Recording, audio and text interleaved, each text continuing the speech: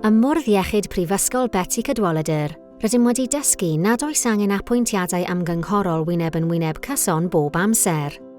Lle bo'n briodol yn glinigol, gall clinigwr benderfynu ymgynghori a chleifion yn rhithiol dros y ffôn neu trwy fideo. Bydd apwyntiad o'r fath yn cael ei nodi ar eich llythyr apwyntiad i gleifion.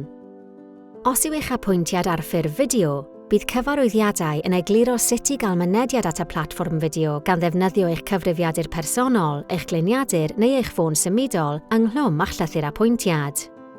Mae nifer o fanteision i dderbyn gofal yn rhithiol.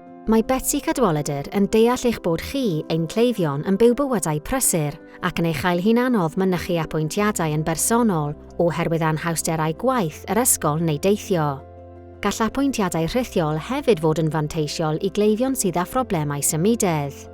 Mantais arall yr apwyntiadau fideo yw ei bod yn galluogi i aelodau o'r teulu neu ofalwyr ymuno ar apwyntiad ymgynghorol o leoliad gwahanol.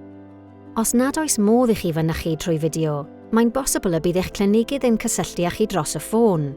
Gan hynny, mae'n bwysig sicrhau bod eich manylion cyswllt yn gyfredol.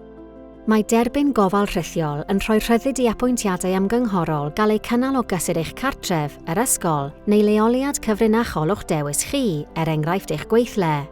Os hoffech o bod os gallwch dderbyn eich apwyntiad nesaf neu apwyntiadau yn y dyfodol trwy fideo, mae croeso i chi ofyn i'ch meddyg neu eich nyrs cyn neu yn ystod eich apwyntiad nesaf.